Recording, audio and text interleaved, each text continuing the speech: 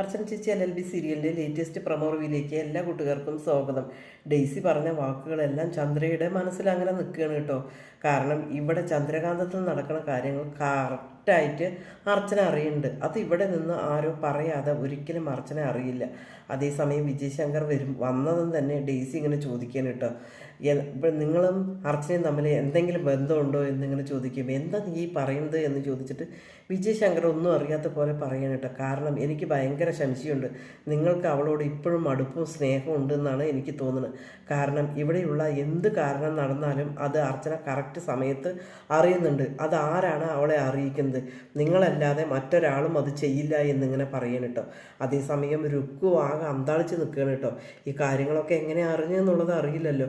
അതേസമയം വിജയ് ശങ്കർ പറയുന്നുണ്ട്, ഞാൻ ഒരിക്കലും പറഞ്ഞിട്ടില്ല, നിനക്ക് വെറുതെ തെറ്റിദ്ധാരണയാണ് എന്നിങ്ങനെ പറയാണ്. അതേസമയം വിജയ് ശങ്കറോട് ചന്ദ്ര ചൂടായി സംസാരിക്കുകയാണ്. പിന്നീട് കാണിക്കുന്നത് അർച്ചന ഓട്ടോറിക്ഷയിൽ ഇങ്ങനെ പോവുകയാണ് കേട്ടോ. ഫ്രൂട്ട്സൊക്കെ വാങ്ങിയിട്ട് വീട്ടിലേക്ക് പോവുകയാണ്. പോകുന്ന സമയത്ത് തന്നെ ഒരു ആൾക്കൂട്ടം കാണും. ആൾക്കൂട്ടം കാണേണ്ട സമയത്ത് ഓട്ടോ ഡ്രൈവർ അവിടെ നിർത്തുകയാണ് കേട്ടോ. ഇതാരാതെ എന്തോ ആക്സിഡൻ്റ് ആയിട്ടുണ്ടല്ലോ എന്നിങ്ങനെ പറയുകയാണ്. അതേസമയം അർച്ചന ഇങ്ങനെ നോക്കുമ്പോൾ അത് JK ആയിരിക്കും കേട്ടോ. അയ്യോ ഇയാളോ എന്നിങ്ങനെ ചോദിക്കുമ്പോൾ അവിടെയുള്ളവർ ചോദിക്കും, എന്താ നിങ്ങൾക്കറിയോ ഇയാളെ എന്ന് ചോദിക്കുമ്പോൾ അറിയാം എന്നിങ്ങനെ അർച്ചന പറയുകയാണ് കേട്ടോ. അതേസമയം JKക്ക് ഒരു ബോധവും ഇല്ലാതെ നെറ്റിയിലാണെങ്കിൽ ചോര ഒലിച്ചുകൊണ്ടിരിക്കുകയാണ് കേട്ടോ. അർച്ചനയ്ക്ക് എന്ത് ചെയ്യാൻ പറ്റും? ഇയാളെ ഒഴിവാക്കി പോകാനും പറ്റില്ല. അതേസമയം അവിടെയുള്ള എല്ലാവരും കൂടി അർച്ചനയുടെ ഓട്ടോറിക്ഷയിൽ JK ഇങ്ങനെ കയറ്റി വിടുകയാണ് കേട്ടോ.